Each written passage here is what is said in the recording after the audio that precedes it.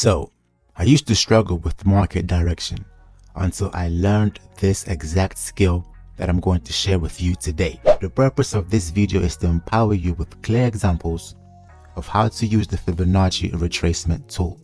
I will also be going through the 7-rule Fibonacci strategy, which you will be able to apply right away. So make sure you complete this video because every step is absolutely essential to your success. Let's get to it. If you want to learn about Fibonacci and who the person actually was, then you need to go online and educate yourself. In this video, I'm talking about the technical side of how to use the Fibonacci levels within the Forex market. So on your screen, you can right now see a Fibonacci retracement tool. How do you find it on TradingView? You go down to this section and you go up. Here we go, Fibonacci retracement. You click on it and this is how you draw it. So in terms of how I set up my Fibonacci retracement tool, I only have 3 levels: 0, 50% and 100%. That is all I need. So as we go to the settings, you will see that I only have 0, 1 and 0.5. All these other levels, I've removed it. I'm keeping it super simple. If you follow my steps, you're bound to get results in your trading journey. Let's get to it. Right now you are seeing the 7 rules to Fibonacci retracement tool mastery. In order for you to understand each of the steps, you need to watch the video to the very end. Let's go. Alright, so rule number 1. Day 2 has to take the high of day 1. We have 3 days. We are always in day 3. Yesterday is day 2 and the day before yesterday is day 1. I have an indicator right here called high-low day box. It marks out the highs and the lows of each day.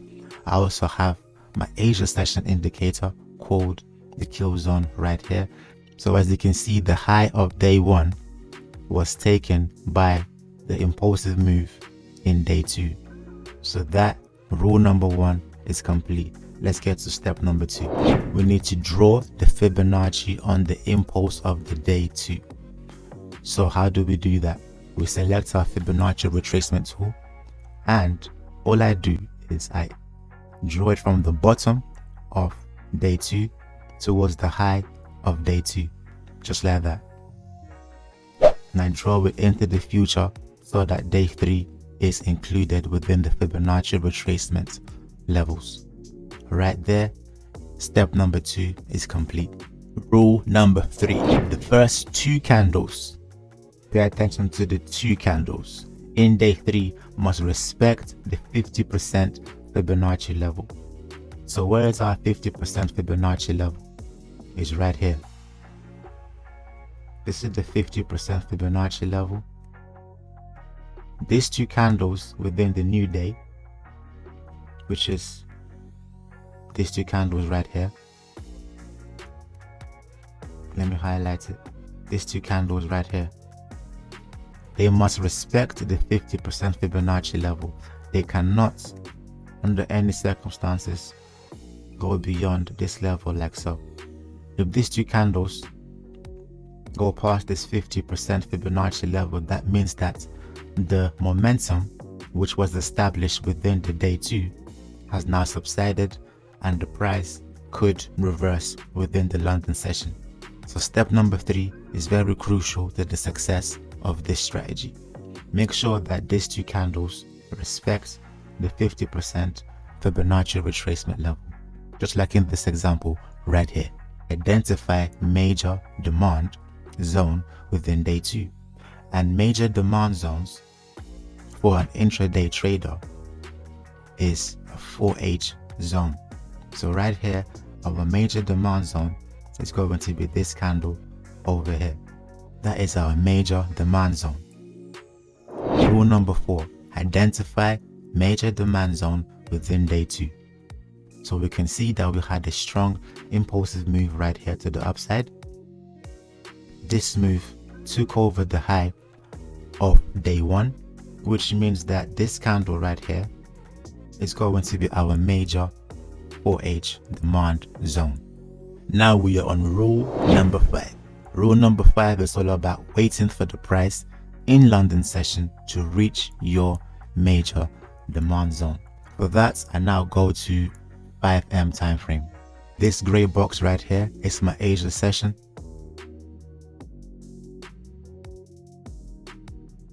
There we have it. The price has reached our major demand zone.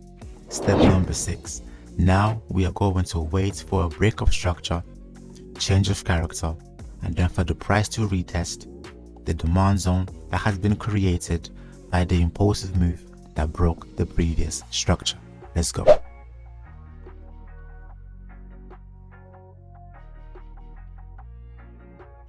Okay, right there we can see it's a break of structure, aka change of character. Now that this has happened, we need to identify our order block on M5.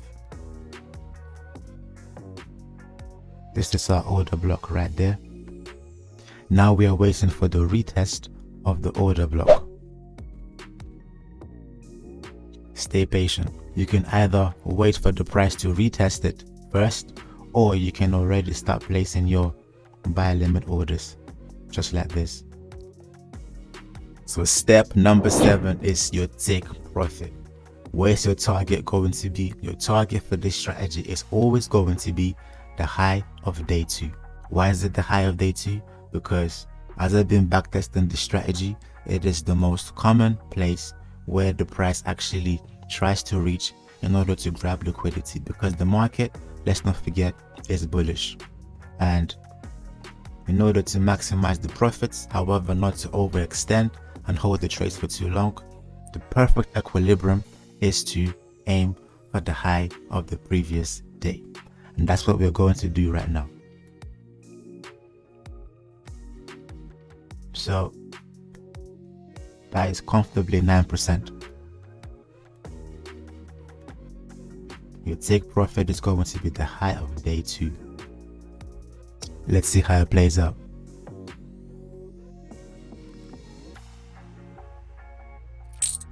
And there you have it, 9% take profit. This is how you trade the Forex market with the assistance of Fibonacci retracement levels. So make sure you like this video. I hope that you found it very useful. For those of you who are still watching it to the very end, you are the real champs. It is always a pleasure sharing this knowledge with you, because we are here to grow as Forex traders. I'll see you guys in the next one.